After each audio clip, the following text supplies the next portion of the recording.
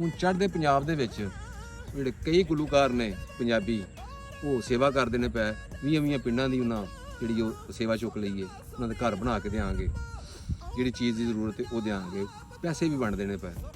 ਹੁਣ ਇੱਕ ਮਨਕੀਰਤ ਔਲਖ ਹੈ ਉਹ ਗੁਲੂਕਾਰ, ਉਹ ਕੋਈ 200 ਟਰੈਕਟਰ ਵੰਡਣ ਲੱਗਾ ਔਰ ਵੰਡਦਾ ਪਿਆ।